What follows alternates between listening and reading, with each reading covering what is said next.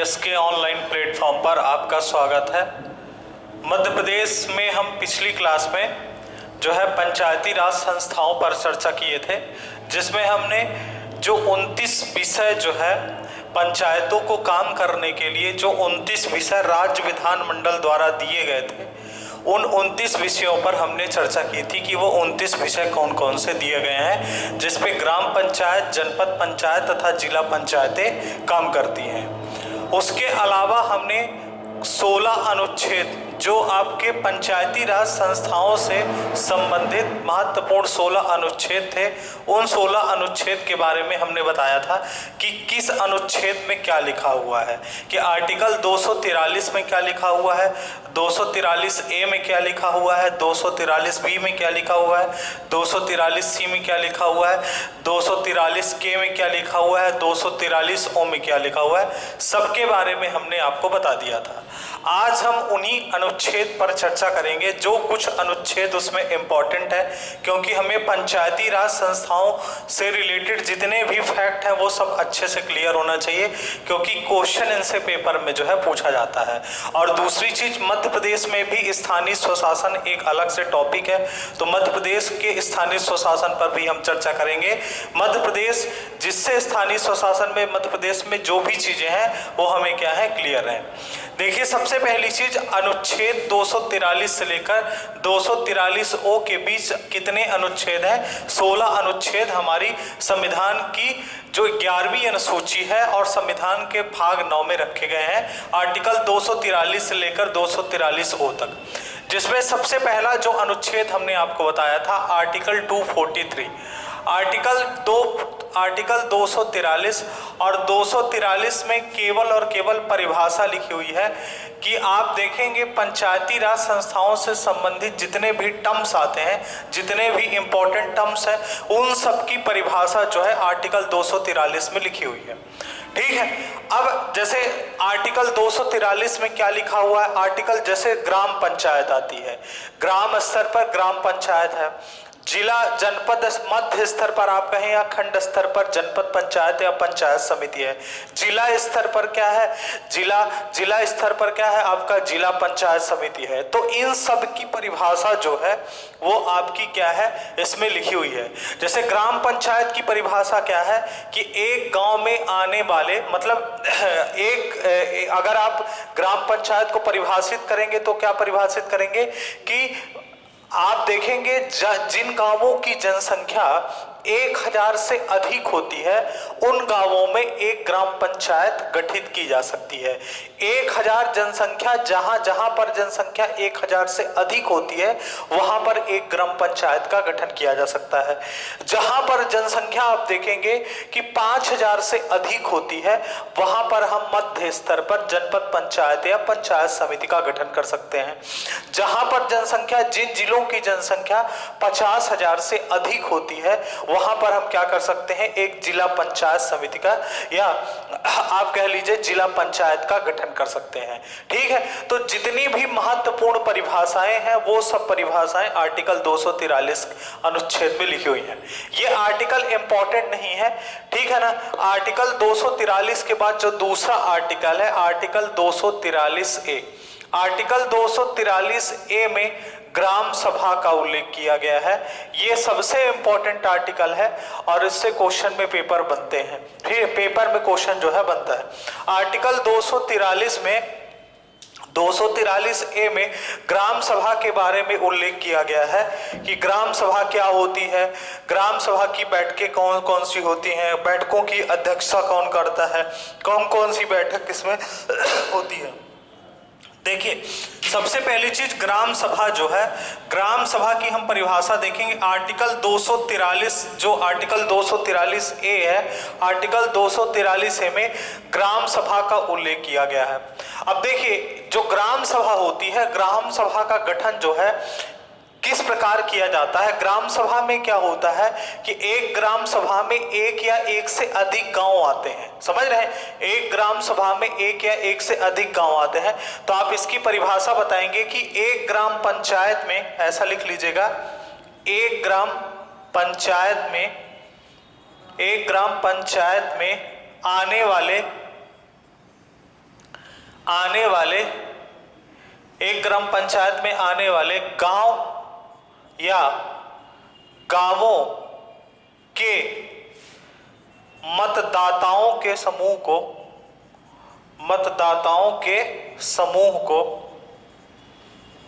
ग्राम सभा कहा जाता है। ग्राम सभा कहा जाता है। बहुत इंपॉर्टेंट फैक्ट है ये, बहुत बार पेपर में पूछा गया है। ग्राम सभा की परिभाषा पूछी गई है, तो आपको बताना है कि देखिए, जो ग्राम पंचायत होती है, एक ग्राम पंचायत होती है, एक ग्राम पंचायत में एक से अधिक गांव आते हैं। तो एक ग्राम पंचायत में आने वाले गांव या गांवों के मतदाताओं के समूह को, इस चीज को ध्यान रखना है, मतदाताओं के समूह को, गांव में आने वाले मतदाताओं के समूह को क्या कहा जाता है? ग्राम सभा कहा जाता है। दूसरी चीज आप बताएंगे कि ग्राम सभा का सदस्य बनने के लिए न्यूनतम आयु कितनी होनी चाहिए, क्योंकि किसी भी व्यक्ति का उस गांव की मतदाता सूची में नाम तभी आएगा जब उसकी आयु कितनी हो जाएगी? 18 साल हो जाएगी। तो ग्राम सभा का सदस्य बनने के लिए, ग्राम सभा का सदस्य बनने के लिए न्यूनतम आयु 18 वर्ष होनी चाहिए। न्यूनतम आयु कितनी होनी चाहिए? 18 वर्ष होनी चाहिए। ठीक है ना? कितनी होनी चाहिए? 18 वर्ष न्यूनतम आयु होनी चाहिए। और दूसरी चीज, जो ग्राम सभा होती है, ग्राम सभा की जो सदस्यता होती है, ये सदस्यता हमेशा क्या होती है? आजीवन सदस्यता होती है। ठीक है ना? क्योंकि एक बार आप ग्राम सभा के सदस्य बन गए, एक बार आपका मतदाता सूची में नाम आ गया, तो आप हमेशा के लिए उस ग्राम सभा के सदस्य बन जाएंगे। उसी मतदाता सूची में आपका नाम जो है हमेशा रहेगा। दूसरी चीज आप ये भी कह सकते हैं कि ग्राम सभा का जो कार्यकाल होता है, अगर आप बताएंगे ग्राम सभा का जो कार्यकाल होता है, तो ग्राम सभा एक स्थायी संस्था होती है, ये कभी भी भंग नहीं होती। ये बात ध्यान रखिएगा, स्थायी संस्था है ये। ग्राम सभा एक स्थायी संस्था है, यह कभी भी भंग नहीं होती है, कभी भी भंग नहीं होती है, कभी भी भंग नहीं होती है। ठीक है ना? थोड़ा धीरे धीरे चलेंगे जिससे पूरी जानकारी हमें जो है मिलती रहे। बहुत छोटी छोटी और बेसिक जानकारी है जो हमें नहीं पता होती है। ग्राम सभा का कार्यकाल जो है, देखिए, ग्राम सभा एक स्थायी संस्था है, ये कभी भी भंग नहीं होती है। समझ रहे हैं? यह कभी भी भंग नहीं होती, इसलिए इसका कार्यकाल क्या है? जब तक, हमेशा इसका कार्यकाल जो है बना रहेगा। क्योंकि ये वैसी संस्था तो है नहीं कि 5 साल में भंग हो जाएगी या 20 में डिसॉल्व हो जाएगी। जैसे आप देखेंगे कि जो ग्राम पंचायत होती है, ग्राम पंचायत में आप देखेंगे कभी कभी विघटित हो जाती है, लेकिन ग्राम सभा जो होती है, ग्राम सभा एक स्थायी संस्था है, ये कभी भी भंग नहीं होती है। समझ रहे हैं? यह क्या है? राज्य सभा की तरह होती है, ये कभी भी जो है भंग नहीं होती है। उसके बाद आप बताएंगे कि ग्राम सभा के कार्यों का निर्धारण कौन करता है? ग्राम सभा के कार्यों का निर्धारण कौन करता है?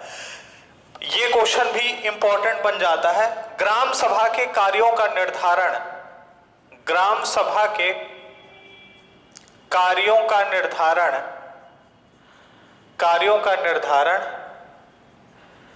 राज्य विधान मंडल करता है। ये बात नोट कर लीजिएगा, राज्य विधान मंडल करता है।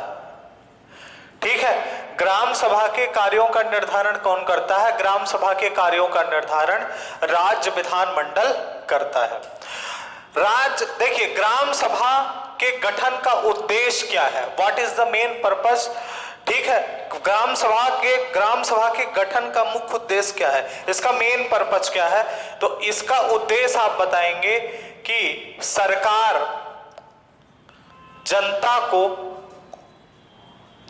को प्रशासन में प्रत्यक्ष रूप से भागीदार बनाना चाहती है। सरकार जो है जनता को प्रत्यक्ष रूप से, सरकार जो है जनता को प्रशासन में प्रत्यक्ष रूप से भागीदार बनाना चाहती है, इसीलिए ग्राम सभा का क्या किया जाता है, गठन किया जाता है। अब देखिए ग्राम सभा की बैठक के बारे में बात कर लिया जाए कि ग्राम सभा की बैठक कितने प्रकार की होती है। देखिए ग्राम सभा में आप देखेंगे आपको 3 प्रकार की बैठकें दिखाई देंगी। सामान्यतः आप जो लोग गांव से जुड़े होंगे आप देखे होंगे ग्राम सभा में एक सामान्य बैठक होती है जब कोई विशेष त्योहार होता है, मतलब जब कोई भी विशेष, जैसे 2 अक्टूबर को क्या है, गांधी जी का जन्मदिन है, उस दिन ग्राम सभा की बैठक होना अनिवार्य है, समझ रहे हैं। उसके अलावा आप बताएंगे 23 जनवरी को नेताजी सुभाष चंद्र बोस का जन्मदिन है, उस दिन बैठक होना अनिवार्य है। उसके अलावा आप बताएंगे 14 अप्रैल को भीमराव अंबेडकर का जन्मदिन है, उस दिन भी बैठक होना अनिवार्य है। उसके अलावा आप बताएंगे 20 अगस्त को क्या है, राजीव गांधी जी की पुण्यतिथि है, उस दिन भी बैठक होना अनिवार्य है। तो कुछ ऐसी डेट होती है जिस उस दिन पर क्या है, ग्राम पंचायत की ग्राम सभा की बैठक होना अनिवार्य होता है, समझ रहे हैं। कुछ ऐसी बैठकें होती हैं, जैसे आप देखेंगे बैठक को हम इसको 3 कैटेगरी में बांट सकते हैं। जैसे मैं यहाँ पर लिख दूं कि एक बैठक होती है सामान्य बैठक, अगर आप देखेंगे एक बैठक होती है इसमें सामान्य बैठक, दूसरी बैठक होती है, आप देखेंगे सामान्य बैठक, पहली बैठक है सामान्य बैठक, दूसरी है संयुक्त बैठक, दूसरी बैठक क्या है, संयुक्त बैठक, और तीसरी बैठक जो है वार्षिक बैठक।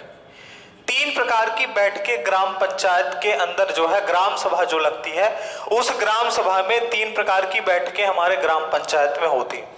देखिए सामान्य बैठक की अगर बात किया जाए कि सामान्य बैठक कैसी होती है, सामान्य बैठक हमने आपको अभी बताया कि जैसे मान लीजिए सामान्य बैठक जो होती है 1 साल में 6 सामान्य बैठक होना अनिवार्य है, ठीक है। ग्राम पंचायत के अंदर 1 साल में 6 सामान्य बैठक होना अनिवार्य है, ठीक है। वो 6 डेट कौन कौन सी हैं वो मैं आपको बता देता हूं। सबसे पहला है आपका 23 जनवरी, पहली डेट जो है आपकी 23 जनवरी है। दूसरी डेट है 14 अप्रैल, उसके बाद 20 अगस्त, 2 अक्टूबर, उसके बाद जून में किसी भी तिथि पर, और एक लास्ट है आपका नवंबर में सुझाए गए किसी भी तिथि को, नवंबर में सुझाए गए किसी तिथि को, ठीक है। सामान्य बैठक की अगर बात किया जाए तो एक ग्राम पंचायत में जो ग्राम सभा होती है उसमें 6 बैठकें समान रूप से होना अनिवार्य है।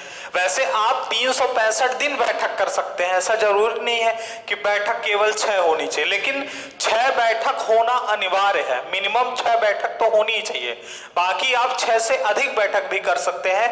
वो 6 बैठक 23 जनवरी को नेताजी सुभाष चंद्र बोस का जन्मदिन है, 14 अप्रैल को भीमराव अंबेडकर का जन्मदिन है, 20 अगस्त को राजीव गांधी जी की पुण्यतिथि है, 2 अक्टूबर को गांधी जी का क्या है, जन्मदिन है, जून में सुझाए गए किसी एक तिथि में बैठक होगी, और नवंबर में सुझाए गए किसी एक तिथि पर बैठक होगी। ये 6 बैठक जो होती हैं सामान्य रूप से जो है एक ग्राम पंचायत में होनी चाहिए।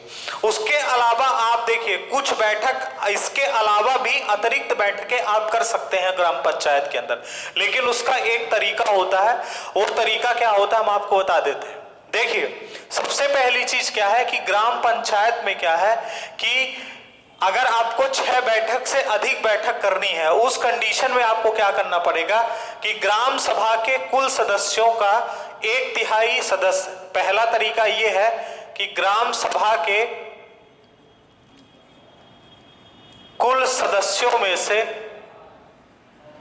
1/3 सदस्य लिखित रूप से लिखित रूप से मांग करें। पहला तरीका ही है। अब ग्राम सभा के सदस्य कौन होंगे? ग्राम सभा के सदस्य ये होंगे कि एक ग्राम पंचायत में जितने गांव आएंगे उसमें जितने भी लोगों का नाम मतदाता सूची में है वो सब ग्राम सभा के सदस्य होंगे। तो ग्राम सभा के जो सदस्य हैं, कुल सदस्यों में से 1/3 सदस्य मतलब 1/3 सदस्य अगर कोई एक विशेष बैठक बुलाना चाहते हैं तो लिखित रूप से क्या कर सकते हैं? मांग कर सकते हैं। पहला तरीका यह है। दूसरा, कलेक्टर, जिला पंचायत, जनपद पंचायत द्वारा आग्रह करने पर। दूसरा तरीका यह है कि मान लीजिए कलेक्टर, दूसरा जिला पंचायत तथा जनपद पंचायत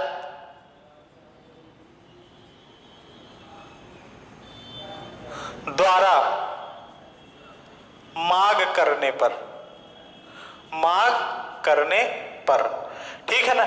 अतिरिक्त बैठक बुलाने के लिए आपको ये तरीका क्या करना पड़ेगा? अपनाना पड़ेगा।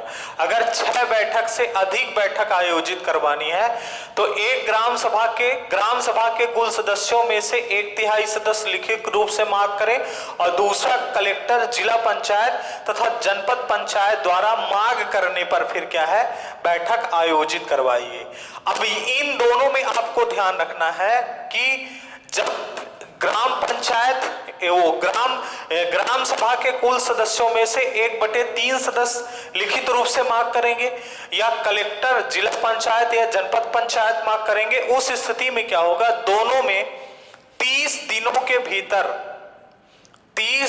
के भीतर बैठक आयोजित करवाना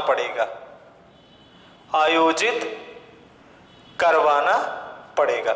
इस कंडीशन में अगर मान लीजिए कि ग्राम सभा के कुल सदस्यों में से 1/3 सदस्य मांग करते हैं या कलेक्टर, जनपद पंचायत या जिला पंचायत मांग करती है, उस स्थिति में क्या करना पड़ेगा? ग्राम पंचायत को क्या करना पड़ेगा कि 30 दिनों के अंदर किसी विषय पर मान लीजिए जरूरत पड़ती है कि बैठक करवाना है तो 30 दिनों के भीतर उस बैठक को संपन्न करवाना पड़ेगा या आयोजित करवाना पड़ेगा। ठीक है, तो ये सामान्य बैठक हो गई। अब यहां पर एक क्वेश्चन ये बन सकता है कि इस ग्राम पंचायत में जो ग्राम सभा लगती है, जो बैठक होती है, उस बैठक की अध्यक्षता कौन करेगा? क्योंकि ग्राम पंचायत का जो अध्यक्ष होता है वो सरपंच होता है। समझ रहे हैं? ग्राम पंचायत का जो अध्यक्ष होता है वो कौन होता है? ग्राम पंचायत का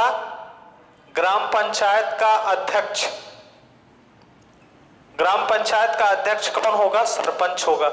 तो सरपंच क्या करता है कि जब ग्राम पंचायत की बैठक होगी उस बैठक में क्या करेगा कि बैठक की अध्यक्षता कौन करेगा? बैठक की अध्यक्षता की अगर आप बात करेंगे तो इसकी अध्यक्षता में सबसे पहले इसकी अध्यक्षता कौन करेगा? सरपंच करेगा। अगर मान लीजिए सरपंच अनुपस्थित है, अगर सरपंच अनुपस्थित है उस कंडीशन में कौन करेगा? उप सरपंच करेगा। और अगर उप सरपंच भी अनुपस्थित है तो कौन करेगा? तो ग्राम सभा के सदस्यों में से कोई एक करेगा। तो ग्राम सभा के सदस्यों में से कोई एक करेगा। ठीक है, ये चीज ध्यान रखना है आपको कि ग्राम सभा की जब बैठक होगी तो ग्राम सभा की बैठक की जो अध्यक्षता है वो सरपंच करेगा। अगर सरपंच अनुपस्थित है तो उप सरपंच करेगा और अगर उप सरपंच अनुपस्थित है तो ग्राम सभा के सदस्यों में से कोई एक सदस्य जो है उस बैठक की अध्यक्षता करेगा। दूसरी चीज आपको एक ये चीज भी बताना है कि ग्राम सभा की बैठक का स्थान, तिथि और किन विषयों पर चर्चा होनी है, ये सब चीजें क्या है? पहले से तय की जाएंगी। ठीक है, ग्राम सभा का स्थान, समय व तारीख लिख लीजिएगा। ग्राम सभा का समय,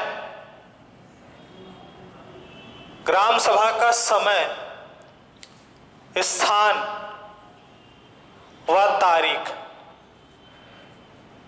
इनका निर्धारण कौन करेगा?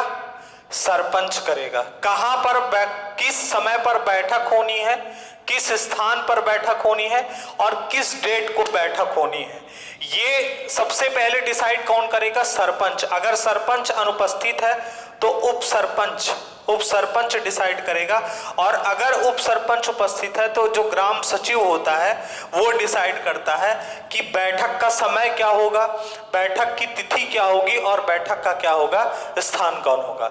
लेकिन एक चीज ध्यान देखना है कि मान लीजिए कोई भी बैठक आयोजित करवा रहा है, ग्राम पंचायत कोई भी बैठक आयोजित करवा रही है, तो आपको ध्यान रखना है कि 7 दिन पहले, कितने दिन पहले? 7 दिन पहले, 7 दिन पहले कोई भी बैठक अगर आयोजित होनी है तो उसका स्थान, समय और तिथि निर्धारित हो जानी चाहिए। 7 दिन पहले अगर कोई भी बैठक होती है तो 7 दिन पहले उसका क्या होना चाहिए? समय, स्थान व तिथि जो डिसाइड हो जानी चाहिए। लेकिन अगर मान लीजिए कोई आकस्मिक बैठक होती है तो आकस्मिक बैठक में 3 दिन पहले, कि कोई आकस्मिक बैठक होती है अगर, तो उसमें 3 दिन पहले समय, स्थान व तारीख जो होनी चाहिए डिसाइड हो जानी चाहिए। 3 दिन पहले समय आपका समय, तारीख और स्थान डिसाइड होनी चाहिए। दूसरी एक महत्वपूर्ण चीज और ध्यान रखना है कि मान लीजिए आपने ग्राम सभा की बैठक जो है, ग्राम सभा की जो बैठक में आपने कोई आकस्मिक बैठक बुलाई। अब आकस्मिक बैठक में जब आप ये चीजें तय करेंगे, समय, स्थान व तारीख, तो उसमें आपको एक चीज और तय करनी पड़ेगी, विषय, कि किस विषय पर हमें चर्चा करनी है। जो ये बैठक बुलाई गई है उस बैठक पर हमें क्या तय करना है, उस बैठक का विषय भी हमें तय करना है कि वो आपका किस विषय पर उस बैठक में चर्चा की जाएगी। ठीक है, उसके बाद आप बताएंगे कि ग्राम सभा की बैठक के लिए गणपूर्ति या कोरम क्या होना चाहिए। ग्राम सभा की बैठक के लिए गणपूर्ति या कोरम क्या होना चाहिए, ये भी एक इंपॉर्टेंट फैक्ट बन जाता है। देखिए, ग्राम सभा की गणपूर्ति या कोरम ये क्या होना चाहिए? गणपूर्ति या कोरम ये होना चाहिए कि ग्राम सभा में जो टोटल सदस्य हैं, ग्राम सभा के जो टोटल सदस्य हैं उसमें 1/10 सदस्य क्या होने चाहिए? उपस्थित होना चाहिए। ग्राम सभा की बैठक जब होती है उसमें ग्राम सभा के कुल सदस्यों में से 1/10 सदस्य उपस्थित होना चाहिए। ठीक है ना, 1/10 सदस्य क्या होना चाहिए? उपस्थित होना चाहिए, तभी उसकी गणपूर्ति या कोरम जो है पूरा माना जाएगा। उसके अलावा मान लीजिए कि अगर 1/10 सदस्य से कम सदस्य उपस्थित होते हैं, उस कंडीशन में क्या होगा कि उसकी गणपूर्ति या कोरम जो है माना नहीं जाएगा। देखिए, अगर मान लीजिए कभी कंडीशन ऐसी हो गई कि 1/10 सदस्य उस बैठक में उपस्थित नहीं है, तो उस बैठक को क्या करना पड़ेगा? स्थगित करना पड़ेगा।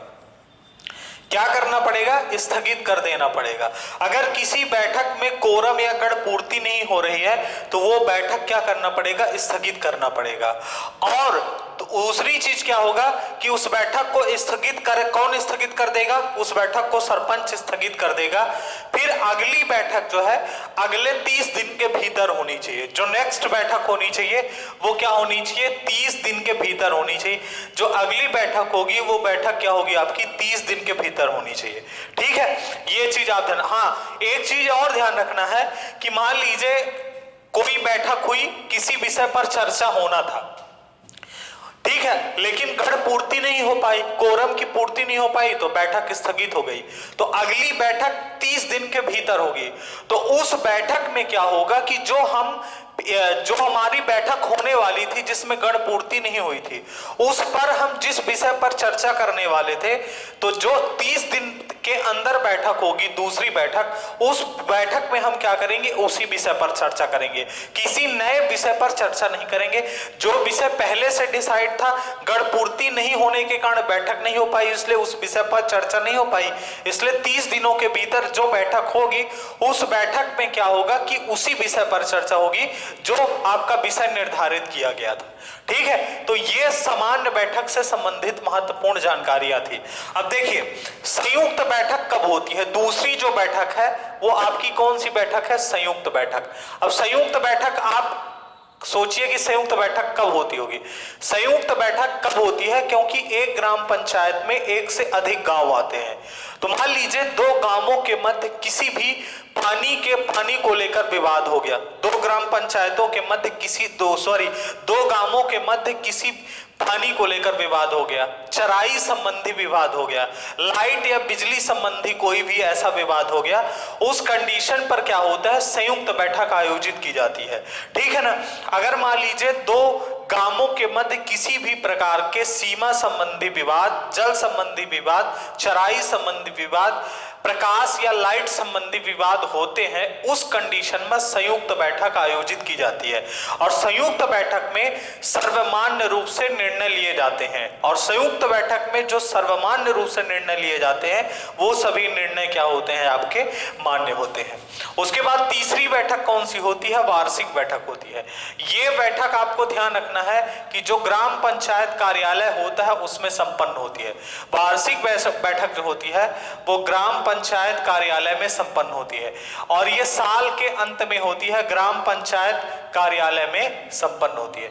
जो वार्षिक बैठक है ये ग्राम पंचायत कार्यालय में संपन्न होती है। ठीक है। इसमें आप बताएंगे कि नया वित्तीय वर्ष प्रारंभ होने के 3 महीने पहले यह बैठक होती है। नया वित्तीय वर्ष प्रारंभ होने के पहले यह बैठक प्रारंभ होने के 3 महीने पहले नया वित्तीय वर्ष प्रारंभ होने के 3 महीने पहले होती है। ठीक है ना। यह जो बैठक है वो नया वित्तीय वर्ष प्रारंभ होने के 3 महीने पहले ये बैठक जो है आपकी आयोजित होती है।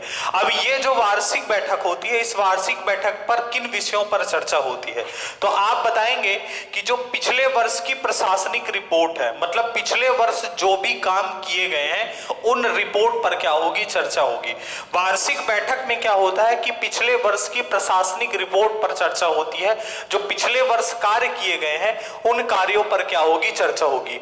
दूसरी चीज, पिछले वर्ष की ऑडिट रिपोर्ट पर चर्चा होगी। पिछले वर्ष में जो काम किए गए उनमें जितना पैसा खर्चा किया गया उसकी ऑडिट रिपोर्ट पर चर्चा होगी। तीसरी चीज, नए बजट पर चर्चा होगी। जो नया आगामी वित्तीय वर्ष आने वाला है उसमें नए बजट पर चर्चा होगी। चौथी चीज, आगामी वित्तीय वर्ष के लिए कौन कौन सी योजनाएं प्रस्तावित करना है, कौन कौन से काम प्रस्तावित करना है, उन सब पर क्या होगी, चर्चा होगी। और ग्राम पंचायत के कार्यों के विवरण पर चर्चा होगी। ये 5 महत्वपूर्ण बातें हैं जो वार्षिक बैठक में ध्यान रखी जाती हैं। एक बार मैं सभी को रिपीट कर देता हूं, एक बार आप और सुन लीजिए।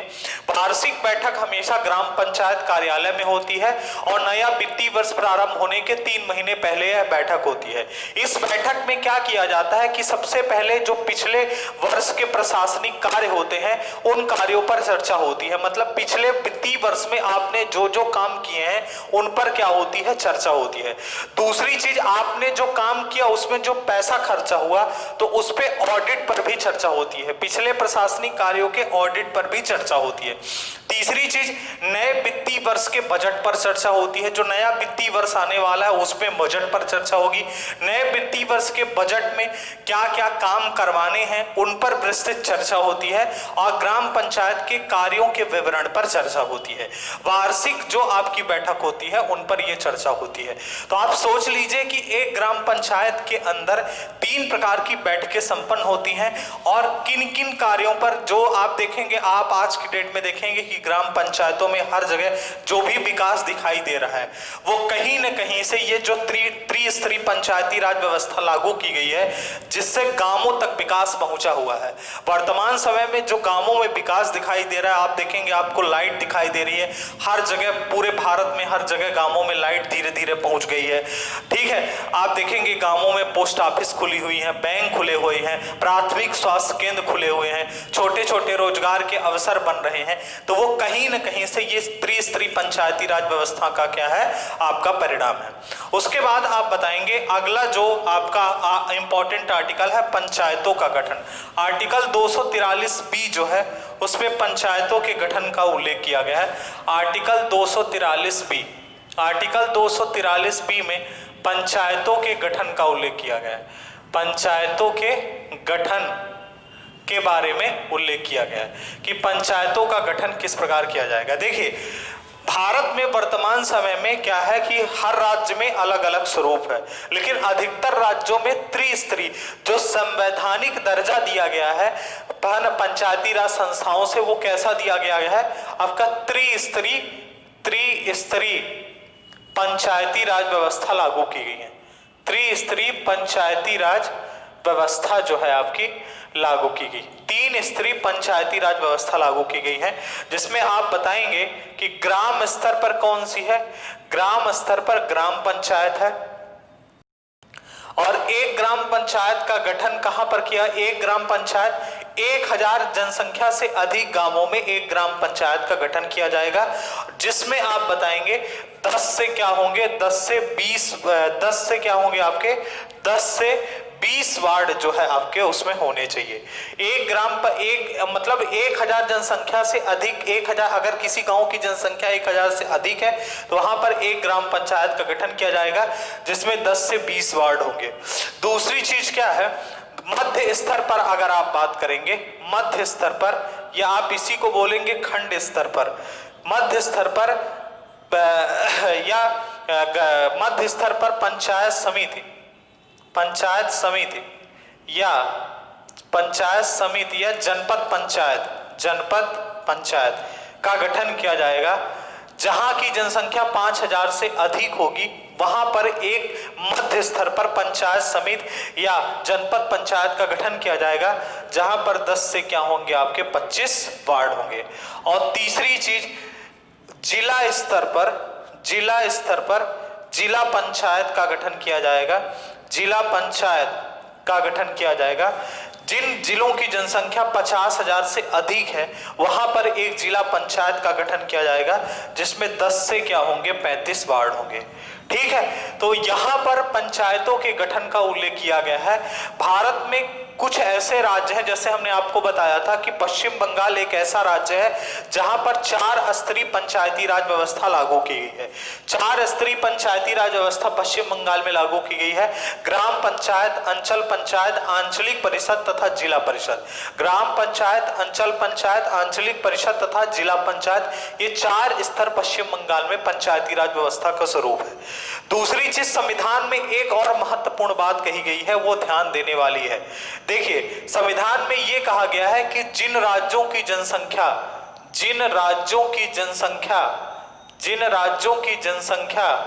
20 लाख से कम है, कितने से कम है 20 लाख से कम है, उन राज्यों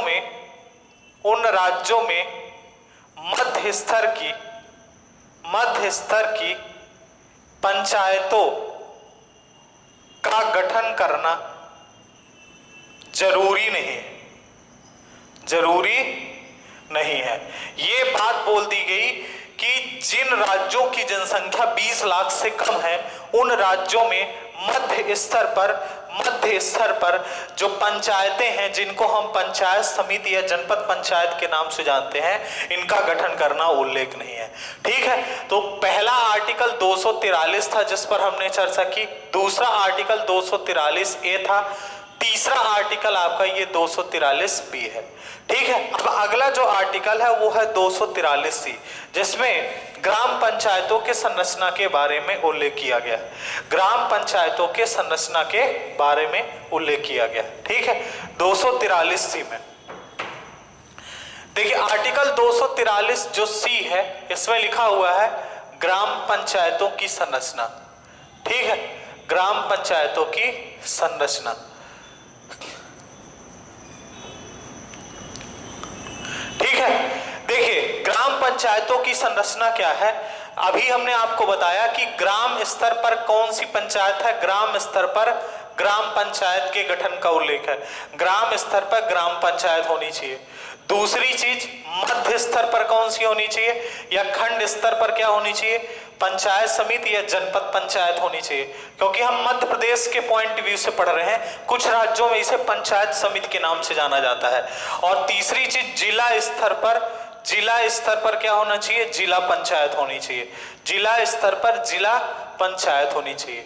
अब देखिए, ग्राम पंचायतों की संरचना की अगर बात की जाए तो एक ग्राम पंचायत में क्या होता है कि आप देखेंगे मुख्य रूप से सरपंच होता है। जो ग्राम पंचायत का अध्यक्ष होता है वो कौन होता है? सरपंच होता है। सरपंच के अलावा कौन होते हैं? पंच होते हैं। और पंच के बाद कौन होते हैं? आप देखेंगे एक उप सरपंच होता है। तो आप देखिए कि ग्राम पंचायत में क्या होता है कि ग्राम पंचायत में जो सरपंच होते हैं और पंच होते हैं, इनका जो निर्वाचन होता है, इनका जो चुनाव होता है वो कैसा होता है? हमारे मध्य प्रदेश में प्रत्यक्ष रूप से होता है। ठीक है, सरपंच का चुनाव देखिए, संविधान में जब 73वां संविधान संशोधन किया गया था उस पर ये कहीं पर भी नहीं लिखा हुआ है कि सरपंचों का चुनाव जो है वो प्रत्यक्ष रूप से होना चाहिए। ये राज्य विधानमंडल तय करता है, ये राज्य सरकार पर छोड़ दिया गया है कि वो सरपंचों का चुनाव कैसे करवाते हैं। लेकिन हमारे मध्य प्रदेश में जो सरपंचों का चुनाव होता आया है शुरू से, वो प्रत्यक्ष रूप से होता आया है। ठीक है, तो सरपंच और पंचों का चुनाव क्या होता है? प्रत्यक्ष रूप से होता है। जितने पंच चुने जाते हैं उनमें से किसी एक व्यक्ति को क्या होता है? उप सरपंच चुन लिया जाता है। तो आप ये कह सकते हैं कि उप सरपंच का चुनाव अप्रत्यक्ष रूप से होता है, सरपंच और पंच का चुनाव कैसे होता है? प्रत्यक्ष रूप से होता है। ठीक है, बहुत इंपॉर्टेंट पॉइंट है, ध्यान रखिएगा।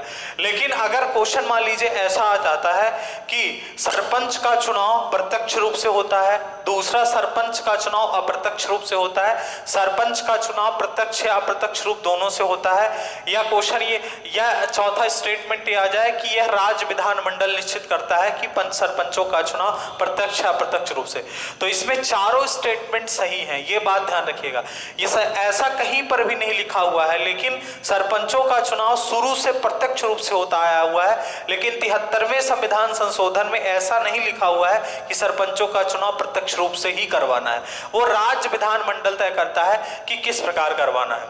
अगर आप देखें मध्य स्तर या खंड स्तर पर जनपद पंचायत है, और जनपद पंचायत में आप देखेंगे कि जनपद पंचायत जो सदस्य होते हैं, जनपद सदस्य जो होते हैं, उसके बाद इसमें जनपद सदस्य के बाद एक अध्यक्ष होता है और एक उपाध्यक्ष होता है, जनपद अध्यक्ष और जनपद उपाध्यक्ष। ठीक है, जनपद पंचायत के जो सदस्य होते हैं इनका चुनाव कैसे होता है? प्रत्यक्ष रूप से होता है। जनपद पंचायत के सदस्यों का चुनाव प्रत्यक्ष रूप से होता है। अध्यक्ष और उपाध्यक्ष का चुनाव कैसे होता है? वो आपका अप्रत्यक्ष रूप से होता है। ठीक है ना, जो सदस्य होते हैं सदस्यों में से ही कोई किसी एक व्यक्ति को अध्यक्ष और किसी एक व्यक्ति को उपाध्यक्ष चुन लिया जाता है। आप देखेंगे जिला पंचायत में क्या है कि जिला पंचायत के जो सदस्य होते हैं, जिला पंचायत सदस्य का जो चुनाव होता है वो कैसा होता है? प्रत्यक्ष रूप से होता है। जिला पंचायत सदस्य का चुनाव प्रत्यक्ष रूप से होता है। इनमें से ही किसी को एक अध्यक्ष चुन लिया जाता है और एक को उपाध्यक्ष चुन लिया जाता है। तो आप ये कह सकते हैं कि अध्यक्ष और उपाध्यक्ष का चुनाव कैसे होता है? वो आपका अप्रत्यक्ष रूप से होता है। ठीक है, तो यहां से ये सभी चीजें जो है आपकी क्लियर हो गई कि एक चीज ध्यान रखना कि ग्राम पंचायत का अध्यक्ष कौन होता है? सरपंच होता है। ग्राम पंचायत में सरपंच और पंच का चुनाव प्रत्यक्ष रूप से होता है, और पंचों में से ही किसी को एक क्या होता है? उप सरपंच चुन लिया जाता है। दूसरी चीज, मध्य स्तर पर जो जनपद पंचायत होती है, जनपद पंचायत में जनपद पंचायत जो सदस्य होते हैं इनका चुनाव प्रत्यक्ष रूप से होता है।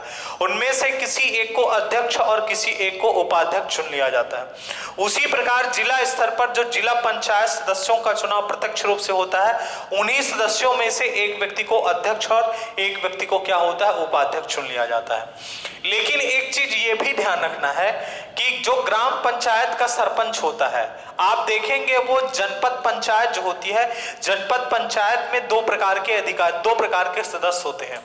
एक सदस्य तो यही हो गए जनपद सदस्य, उनमें से अध्यक्ष और उपाध्यक्ष वो सब जनपद पंचायत के अंतर्गत आते हैं, मतलब अध्यक्ष, उपाध्यक्ष और जनपद पंचायत के अन्य सदस्य। उसके अलावा कुछ पदेन सदस्य होते हैं, इसमें पदेन सदस्य होते हैं।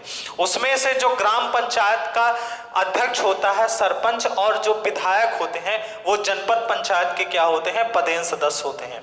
उसी प्रकार जो जिला पंचायत होती है, जिला पंचायत में जिला पंचायत अध्यक्ष, उपाध्यक्ष और जिला पंचायत के अन्य सदस्यों के अलावा आप देखेंगे उसमें कि जनपद पंचायत के जो जनपद पंचायत के जनपद पंचायत का जो अध्यक्ष होता है, जनपद पंचायत का अध्यक्ष विधायक और सांसद जो होते हैं जिला पंचायत के पदेन सदस्य होते हैं। तो ये जनपद पंचायत, ग्राम पंचायतों की, सॉरी यहाँ पर ग्राम पंचायत हमने लिख दिया था, यहाँ पंचायतों की संरचना का उल्लेख किया गया आर्टिकल 243 में, जिसमें ये सब चीजें महत्वपूर्ण इसमें क्या है आपको ध्यान रखना है। ये आर्टिकल 243 जो है आपका सी है। उसके बाद हम चर्चा कर लेते हैं आर्टिकल 243 डी। आर्टिकल 243 डी में पंचायतों में आप देखेंगे आरक्षण का भी प्रावधान किया गया है। ठीक है, पंचायतों में आरक्षण का भी प्रावधान किया गया है। 243 डी में पंचायतों में आरक्षण, ठीक है। अब देखिएगा, आप देखेंगे ग्राम पंचायतों में जब चुनाव होता है तो चाहे आप गांव में आप देख लीजिए, चाहे आप जनपद में देख लीजिए, चाहे आप जिला में देख लीजिए, वहां पर सीटों में रिजर्वेशन होता है। कभी सीट एससी के पाले में चली जाती है, कभी एसटी के पाले में चली जाती है, कभी ओबीसी के पाले में चली जाती है, कभी सामान्य के पाले में चली जाती है, कभी महिला के पाले में चली जाती है। तो ये जो सीटों का बदलाव होता है ये साइक्लिक ऑर्डर में होता है, ये चक्री क्रम में होता है, ठीक है। लेकिन आप ध्यान दीजिए इस पे क्या पॉइंट इंपॉर्टेंट है। पंचायतों में जो आरक्षण दिया गया है वो एससी तथा एसटी को जनसंख्या के आधार पर दिया गया है, जनसंख्या के आधार पर, जनसंख्या के आधार पर दिया गया है, ठीक है। ये बात नोट कर लीजिएगा कि एससी और एसटी को जो आरक्षण दिया गया है पंचायतों में वो जनसंख्या के आधार पर दिया गया है। दूसरी चीज, महिलाओं की बात कर लिया जाए। अगर महिलाओं की बात करेंगे तो महिलाओं को 1/3 स्थानों पर आरक्षण दिया गया है। 1/3 स्थानों पर आरक्षण दिया गया है, आरक्षण दिया गया। महिलाओं को जनसंख्या के आधार पर आरक्षण नहीं दिया गया है, महिलाओं को 1/3 सीटों पर आरक्षण दे दिया गया है सीधे। उसके बाद देखिए ओबीसी वाला इंपॉर्टेंट है। ओबीसी को जो आरक्षण दिया जाता है वो इसका संविधान में कहीं पर भी उल्लेख नहीं है। ओबीसी आरक्षण का संविधान में उल्लेख नहीं है, संविधान में उल्लेख नहीं है, ठीक है ना, संविधान में उल्लेख नहीं है। पंचायतों में, ठीक है ना, संविधान में उल्लेख नहीं है। ये राज्य सरकार पर छोड़ दिया गया है, राज्य सरकार पर छोड़ दिया गया है। राज्य सरकार चाहे तो पंचायतों के इलेक्शन में ओबीसी को भी आरक्षण दे सकती है। मतलब यहां से कंक्लूजन ये निकला कि ओबीसी आरक्षण जो पंचायतों में दिया जाना है कि नहीं दिया जाना है, ये किसकी जिम्मेदारी है? ये जिम्मेदारी जो है राज्य विधानमंडल की है। राज्य विधानमंडल चाहे तो पंचायतों के इलेक्शन में ओबीसी को आरक्षण दे सकता है और नहीं भी दे सकता है। महिलाओं को आरक्षण दिया जा चुका है 1/3 स्थानों पर, और एसटी तथा एससी को जो आरक्षण दिया गया है वो जनसंख्या के अनुपात पर दिया गया है, ठीक है। तो ये चीजें आपको ध्यान रखना है। दूसरी चीज आपको एक और यहां पर ध्यान रखना है कि ये जो पंचायतों में आरक्षण है ये आपका जो है साइक्लिक ऑर्डर में चलता है, साइक्लिक ऑर्डर में या चक्री क्रम में चलता है, ठीक है ना। चक्री क्रम में जो है ये आरक्षण जो है आपका दिया जाता है, ठीक है। अब एक चीज और ध्यान देना है, देखिए यहां पर एक डिस्कशन और कर लेते हैं, मध्य प्रदेश में करेंगे। मध्य प्रदेश क्या किया गया है कि जो महिलाओं का आरक्षण है वो 1/3 से बढ़ाकर 1/2 कर दिया गया है। 50% आरक्षण पंचायतों में वर्तमान समय में महिलाओं को दिया जाता है, और ऐसा करने वाला मध्य प्रदेश भारत का पहला राज्य है जिसने पंचायतों के इलेक्शन में 50% आरक्षण जो है वो महिलाओं को प्रदान किया है।